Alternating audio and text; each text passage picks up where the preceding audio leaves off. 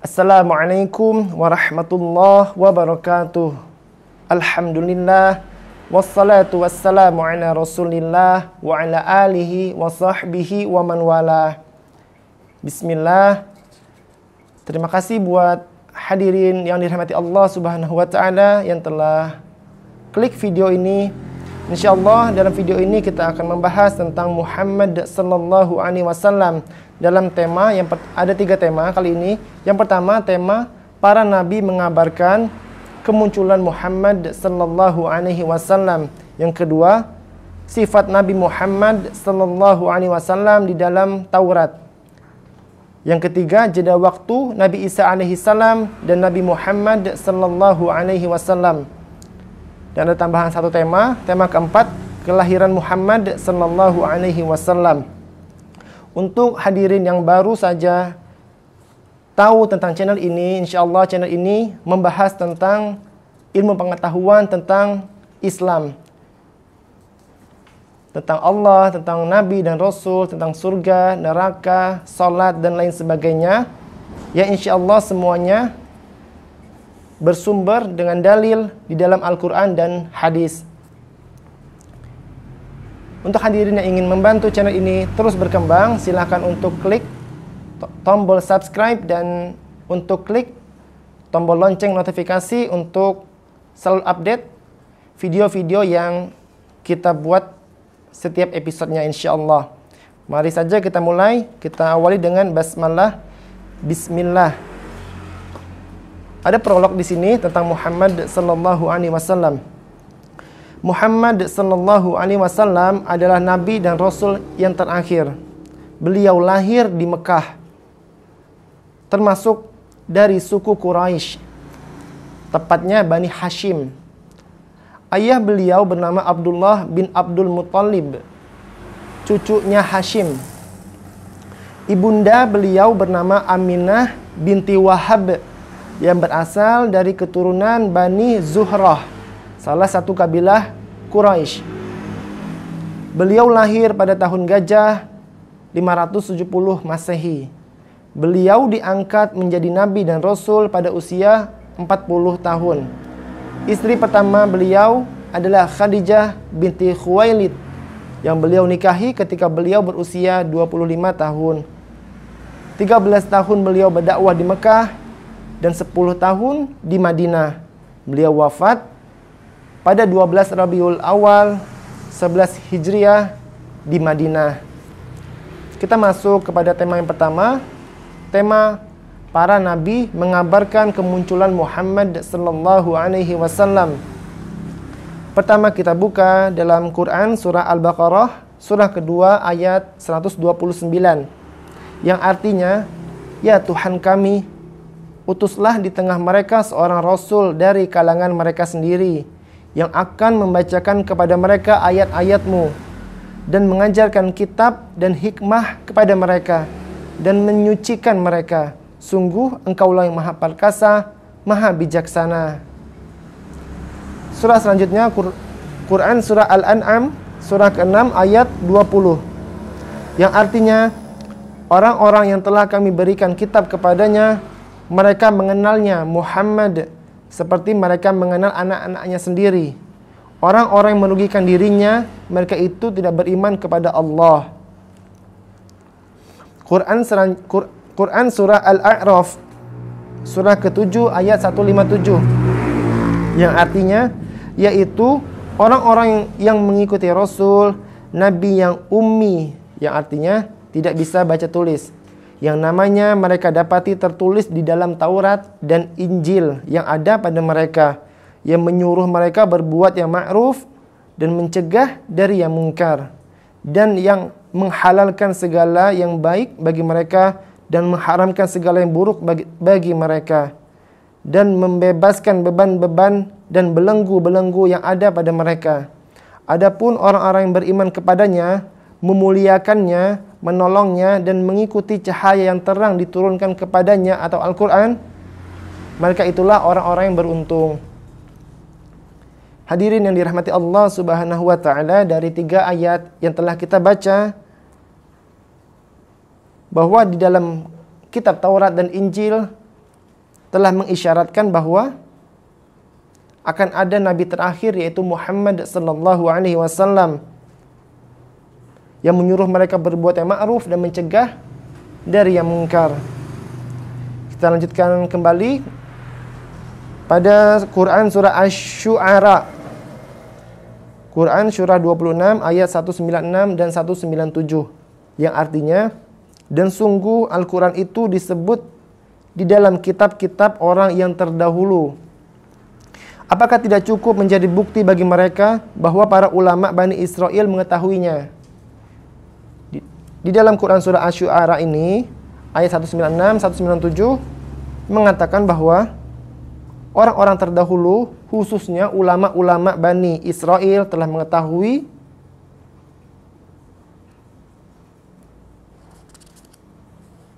tentang adanya Al-Quran. Karena Al-Quran itu disebut di dalam kitab-kitab mereka, kitab Taurat dan kitab Injil pada Nabi Isa, kitab Taurat pada Nabi Musa alaihissalam. Maka apakah tidak cukup menjadi bukti bagi mereka? Mereka di sini adalah orang-orang pengikut Nabi Musa dan Nabi Isa, bukan para ulamanya maksudnya.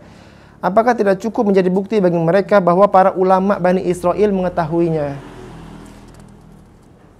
Jadi sudah jelas di dalam Al-Quran yang kita imani ini bahwa Al-Quran itu telah disebut-sebut di dalam kitab orang-orang yang terdahulu. Kita masuk kepada Quran surah Al-Ahqaf, surah ke-46 ayat 10, yang artinya, katakanlah, terangkanlah kepadaku bagaimana pendapatmu jika sebenarnya Al-Quran ini datang dari Allah dan kamu mengingkarinya, padahal ada seorang saksi dari Bani Israel yang mengakui kebenaran yang serupa dengan yang disebut di dalam Al-Quran, lalu dia beriman. Kamu menyombongkan diri. Sungguh Allah tidak memberi petunjuk kepada orang-orang yang zalim. Semakin jelas di sini, hadirin yang dirahmati Allah Subhanahu wa taala, di Quran surah Al-Ahqaf ayat ke-10 sangat jelas dan sangat terang mengatakan bahwa ada sebagian ulama dari Bani Israel mengakui kebenaran akan Al-Quran. Namun karena kesombongan mereka mengingkari Al-Quran. Masuk kepada Quran surah As-Saff, surah ke-61 ayat 6, yang artinya, dan ingatlah ketika Isa putra Maryam berkata, wahai Bani Israel, sesungguhnya aku utusan Allah kepadamu yang membenarkan kitab yang turun sebelumku, Taurat, dan memberi kabar gembira dengan seorang Rasul yang akan datang setelahku yang namanya Ahmad atau Muhammad. Namun ketika Rasul itu datang kepada mereka dengan membawa bukti-bukti yang nyata, mereka berkata, ini adalah sihir yang nyata. Quran surah As-Saff ayat ke-6. Semakin jelas pada surat ini, ayat surah As-Saff ayat 6 ini, bahkan Isa putra Maryam berkata kepada Bani Israel, sesungguhnya dia adalah utusan Allah yang membenarkan kitab yang sebelumnya, yaitu Taurat, dan memberi kabar gembira tentang akan datangnya seorang Rasul yang bernama Ahmad. Dan telah dijelaskan pula di sini bahwa ketika Rasul itu datang atau Muhammad sallallahu alaihi wasallam datang kepada mereka dengan membawa bukti-bukti yang nyata dengan berbagai macam mukjizat yang Allah izinkan kepada Muhammad sallallahu alaihi wasallam, mereka berkata ini adalah sihir yang nyata. Quran surah As-Saff ayat ke-6. Ada hadis yang menjelaskan tentang kemunculan kabar Nabi mengabarkan kemunculan Muhammad sallallahu alaihi wasallam, yaitu hadis riwayat At-Tirmizi dari Muhammad bin Yusuf bin Abdullah bin Salam menceritakan dari ayahnya, dari kakeknya berkata, telah termaktub dalam Taurat mengenai sifat Muhammad dan Isa bin Maryam, bahwa Isa akan dikubur bersamanya atau di sampingnya.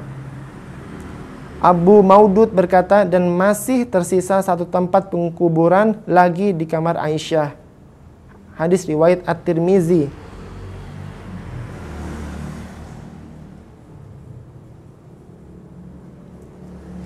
Langsung kita masuk kepada tema berikutnya, yaitu sifat Nabi Muhammad SAW yang ada di dalam kitab Taurat. Ada satu surah, surah Al-Fat, surah ke-48 ayat 29, yang artinya Muhammad adalah utusan Allah dan orang-orang yang bersama dengan dia bersikap keras terhadap orang-orang kafir. Jadi Muhammad dan para sahabatnya sangat keras kepada orang-orang kafir, tetapi berkasih sayang sesama mereka. Dan mereka, Nabi Muhammad SAW dan semua pengikutnya, para sahabatnya, berkasih sayang sesama mereka, sesama kaum muslimin. Kamu melihat mereka ruku dan sujud mencari karunia Allah dan keridhaannya. Pada wajah mereka tampak tanda-tanda bekas sujud. Demikianlah sifat-sifat mereka yang diungkapkan di dalam Taurat. Ternyata pernyataan sebelumnya tadi yang kita bahas tadi itu adalah pernyataan yang ada di dalam Taurat, bahwa Muhammad adalah utusan Allah. Orang-orang yang bersama dia bersikap keras terhadap orang-orang kafir, tetapi berkasih sayang sesama mereka. Itu adalah pernyataan juga yang ada di dalam kitab Taurat.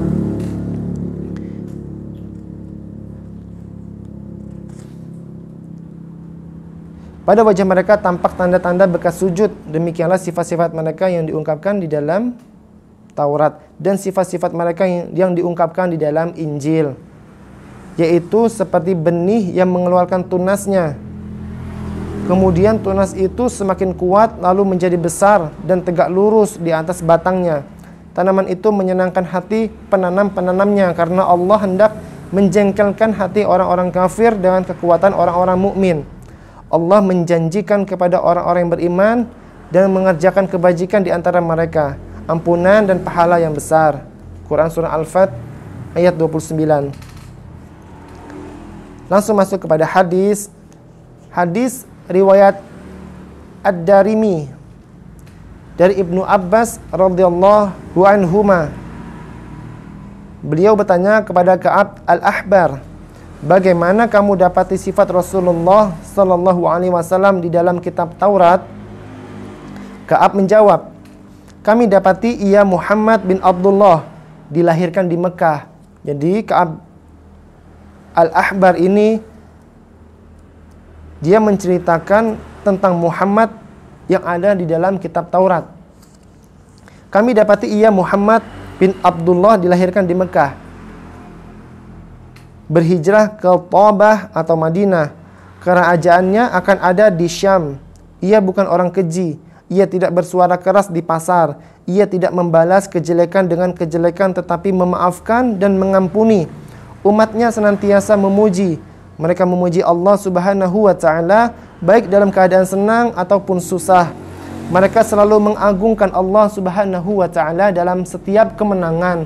Mereka membasuh anggota wudhu mereka, mengenakan kain sarung pada bagian tengah mereka, dan berbaris dalam solat seperti berbarisnya mereka dalam peperangan. Suara mereka di masjid-masjid seperti gemuruh suara lebah. Terdengar suara muazin mereka di angkasa. Terdengar suara muzin mereka di angkasa. Masya Allah. Ternyata hadirin yang dirahmati Allah Subhanahu wa ta'ala, di dalam kitab Taurat telah sangat detail, bahkan sampai kepada Muhammad bin Abdullah dilahirkan di Mekah, hijrah ke Thabah atau Madinah. Kerajaannya akan ada di Syam. Bahkan sebelum Islam mengekspansi daerah Syam, ini telah dikabarkan di dalam kitab Taurat. Hadis riwayat Ad-Darimi. Kita masuk kepada tema yang selanjutnya, yaitu jeda waktu Nabi Isa alaihissalam dan Nabi Muhammad sallallahu alaihi wasallam yang ada di dalam Quran surah Al-Maidah ayat ke-19, yang artinya, wahai ahli kitab, sungguh Rasul kami telah datang kepadamu, menjelaskan syariat kami kepadamu ketika terputus pengiriman Rasul-Rasul. Maksudnya adalah setelah Nabi Isa alaihissalam memang ada jeda yang lumayan lama, tidak ada Rasul setelah Nabi Isa, baru muncullah Muhammad sallallahu alaihi wasallam. Agar kamu tidak mengatakan tidak ada yang datang kepada kami, baik seorang pembawa berita gembira maupun seorang pemberi peringatan, Sungguh telah datang kepadamu pembawa berita gembira dan pemberi peringatan, dan Allah Maha Kuasa atas segala sesuatu. Quran Surah Al-Ma'idah ayat 19. Hadirin yang dirahmati Allah Subhanahu wa Ta'ala, jeda, memang ada jeda antara zamannya Nabi Isa alaihissalam lalu Nabi Muhammad sallallahu alaihi wasallam yang lumayan lama, sehingga mereka mengatakan tidak ada yang datang kepada mereka, baik seorang pembawa berita gembira maupun seorang pemberi peringatan. Ini adalah sifat kesombongan dari Bani Israel. Masuk kepada hadis riwayat Ahmad. Rasulullah sallallahu alaihi wasallam bersabda, "Aku adalah orang yang paling berhak atas diri Isa alaihissalam." Nabi Muhammad berkata seperti itu. Aku adalah orang yang paling berhak atas diri Isa. Para nabi adalah satu saudara dari satu bapak, yaitu Adam. Dan antara aku dengan Isa tidak ada seorang nabi pun. Hadis riwayat Ahmad.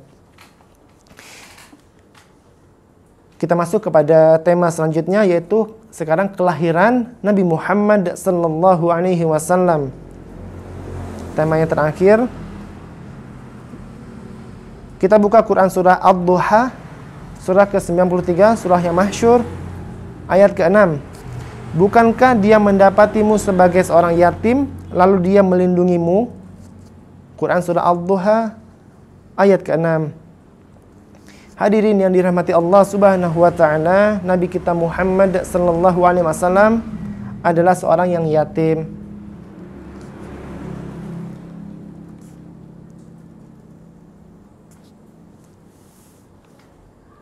Kita masuk kepada hadis dari hadis riwayat Ahmad dari Qais bin Makhramah berkata, saya dan Rasulullah sallallahu alaihi wasallam dilahirkan pada tahun gajah. Dan kami adalah dua orang bayi yang dilahirkan dalam waktu yang sama. Dijelaskan kembali sesuai dengan prolog tadi yang kita baca, bahwa Nabi Muhammad adalah seorang yang yatim dan beliau lahir pada tahun gajah. Ini diperjelas lagi dalam hadis riwayat Ahmad yang sahih ini dari Qais bin Makhramah. Beliau berkata, saya dan Rasulullah dilahirkan pada tahun gajah, dan kami adalah dua orang bayi yang dilahirkan dalam waktu yang sama. Hadirin yang dirahmati Allah Subhanahu wa Ta'ala, demikianlah video tentang Muhammad sallallahu alaihi wasallam, bahwa para nabi sebelumnya mengabarkan akan ada kemunculan seorang rasul, yaitu Muhammad sallallahu alaihi wasallam. Telah panjang kita bahas, kita baca pada Quran surah Al-Baqarah, Al-An'am dan lain sebagainya, dan beberapa hadis. Lalu ada sifat Nabi Muhammad yang ada di dalam Taurat, yaitu beliau sangat keras dengan orang kafir dan sangat berkasih sayang dengan sesama kaumnya, dengan orang-orang beriman, dan terdapat tanda-tanda bekas sujud di dahi mereka. Itu ada pada kitab Taurat. Lalu juga ada jeda antara Nabi Isa alaihissalam dengan Nabi Muhammad sallallahu alaihi wasallam, yang mana di antara mereka berdua tidak ada nabi satupun. Dan terakhir tentang kelahiran Nabi Muhammad sallallahu alaihi wasallam, yang beliau terlahir dalam keadaan yatim. Bapaknya telah meninggal, Abdullah bin Abdul Muttalib, dan beliau dilahirkan pada tahun gajah. Demikian. Semoga dengan ini kita semakin mencintai dan merindukan Nabi Muhammad sallallahu alaihi wasallam dengan cara mengikuti sunnah-sunnah beliau, membaca tentang sejarah kehidupan beliau dari sebelum lahir, ketika lahir, tumbuh dewasanya, proses dakwahnya. Kita terus ada rasa ingin tahu untuk mengetahuinya.